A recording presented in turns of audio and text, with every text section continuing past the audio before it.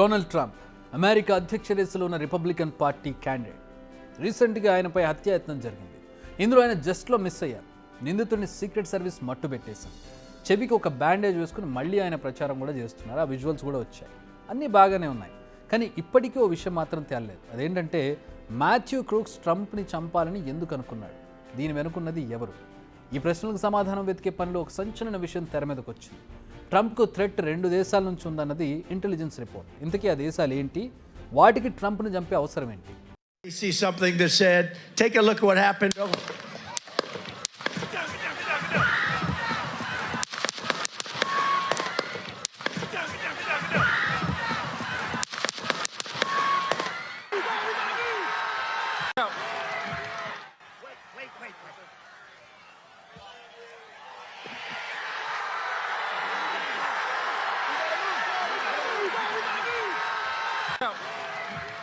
ప్రస్తుత అమెరికా అధ్యక్షుడు Joe Biden వీక్గా ఉన్నాడు.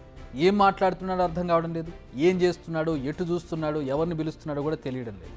ఇలాంటి వ్యక్తి మళ్ళీ అమెరికాకు అధ్యక్షుడిగా అవసరమా? ఈ సందేహాలు ఇప్పుడు అమెరికన్లలో మొదలయ్యాయి. సరిగ్గా ఇలాంటి సమయంలో ట్రంప్పై హత్యాయత్నం జరిగింది. బుల్లెట్ జస్ట్ ఇంచెస్లో మిస్ అయ్యి ట్రంప్కి చెవి నుంచి దూసుకుపోయింది. చెవి పక్క నుంచి అలా చీల్చుకుంటూ వెళ్ళిపోయింది. దీంతో ట్రంప్పై సింపతి పెరిగింది ప్రజల్లో. ఇదంతా పక్కా ప్లాన్ ప్రకారమే జరిగిందన్న థియరీస్ కూడా ఉన్నాయి. బట్ కథలోకి సడన్గా 2 దేశాల ఎంట్రీ వచ్చింది. దీంతో అమెరికన్ గవర్నమెంటే ట్రంప్కు క్లీన్ చిట్ ఇచ్చేశారు. ఇంతకీ ఆ 2 దేశాల కథ ఏంటో చూద్దాం. అమెరికన్ ఇంటెలిజెన్స్కు ఓ ఇంటెల్ అందింది. దాని సారాంశం ఏంటంటే డొనాల్డ్ ట్రంప్ను ఇరాన్ మట్టుబెట్టాలనుకుంటోంది. దీనికి సంబంధించిన కుట్ర ఇప్పటికే మొదలైంది. ఈ రిపోర్ట్ ఇప్పుడు కాదు, ట్రంప్పై కాల్పులు జరగడానికి కొన్ని వారాల ముందే అందింది. మరి ఈ రిపోర్ట్ను కావాలనే లైట్ తీసుకున్నారా లేదా అనేది తేలాల్సి ఉంది. ఇలాంటి రిపోర్ట్స్ అమెరికన్ ఇంటెలిజెన్స్కు వస్తూనే ఉంటాయి. ఎందుకంటే ఇరాన్తో పాటు చాలా దేశాలకు అమెరికా అంటే అస్సలు పడదు. అమెరికాకి చాలామంది శత్రువులు ఉన్నారు ప్రపంచవ్యాప్తంగా. ఇది ఇంటెలిజెన్స్ రిపోర్ట్. మరి క్రూక్స్కు ఇరాన్కు లింక్ ఉందా అంటే అసలు లేదని చెబుతోంది FBI.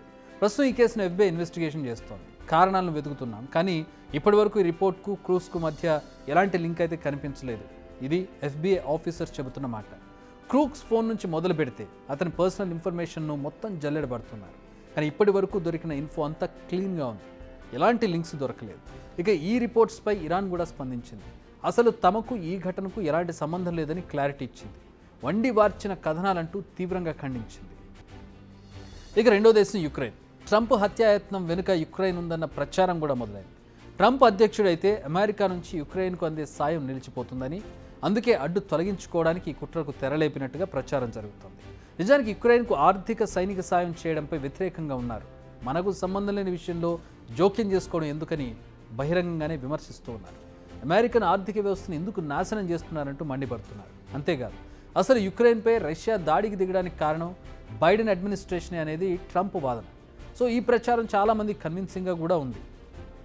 అధ్యక్ష రేసులో చివరి వరకు పోరాడి ట్రంప్ చేతిలో ఓడిన నిక్కీ హేలీ కూడా చాలా ఇంట్రెస్టింగ్ కామెంట్స్ చేశారు. ఒబామా హయాంలో పుతిన్ క్రిమియాను ఆక్రమించుకున్నారు. బైడెన్ హయాంలో ఏకంగా యుక్రెయిన్పై దాడే చేశారు. ట్రంప్ హయాంలో మాత్రం ఆయన చాలా సైలెంట్గా ఉన్నారు. బలమైన నాయకుడు యుద్ధాలను ఆపుతాడు, దీనికి ట్రంపే నిదర్శనం అన్నారు. అమెరికా మళ్ళీ సూపర్ పవర్గా మారడం ట్రంప్తోనే సాధ్యమన్నారు. యుక్రెయిన్ కుట్ర ప్రచారానికి నిక్కీ హేలీ కామెంట్స్ కూడా తోడవడంతో ఈ కథ మరింత ప్రచారం అవుతోంది. కానీ మనం ముందే చెప్పుకున్నాం, ఈ హత్యాయత్నానికి సంబంధించి ఇప్పటి వరకు అధికారికంగా ఏ దేశం పేరు తెర మీదకి రాలేదు. ఇవి ప్రచారంలో ఉన్నటువంటి వార్తలు, ఇంటెల్కి వచ్చినటువంటి వివరాలు.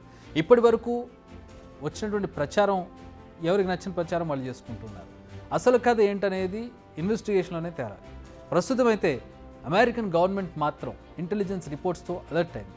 ట్రంప్కు సెక్యూరిటీని మరింత పెంచింది. అసలు సెక్యూరిటీలో ఎక్కడెక్కడ లోపాలు ఉన్నాయనే దానిపై ఫోకస్ పెంచారు. ఓవరాల్గా సీక్రెట్ సర్వీస్కు ఇప్పుడు బైడెన్ కంటే ట్రంప్కే ఎక్కువ ప్రియారిటీ ఇచ్చే పరిస్థితి ఏర్పడింది. లెట్స్ వెయిట్ అండ్ సీ ఎవరు దీని వెనక ఉన్నారనేది. FBI, ఎందుకంటే అమెరికన్ ఇంటెలిజెన్స్ సర్వీసెస్ కానీ అమెరికన్ ఇన్వెస్టిగేషన్ సర్వీసెస్ కానీ చాలా టాప్ నాచ్గా ఉంటాయి. చాలా కీలకమైనటువంటి ఇన్వెస్టిగేషన్ చేస్తారు. ఖచ్చితంగా పట్టుకొని తీరుతారు. మరి ఎన్నాళ్ళకు పట్టుకుంటారు? ట్రంప్ జరిగింది కుట్ర లేకపోతే ఇదంతా స్టేజ్ చేసినటువంటి, అంటే ముందుగా చేసినటువంటి స్టేజ్ షో లాంటిదా సింపతి పొందడానికి అనేది చాలామంది ఈ ఆరోపణలు కూడా చేస్తున్నారు. మొత్తానికి ఏది నిజం అనేది ఇన్వెస్టిగేషన్లోనే తేలాలి. బిగ్ టీవీ అవుట్లుక్ కథనాలు నచ్చితే వెంటనే బిగ్ టీవీ ఛానల్ను సబ్స్క్రైబ్ చేయండి.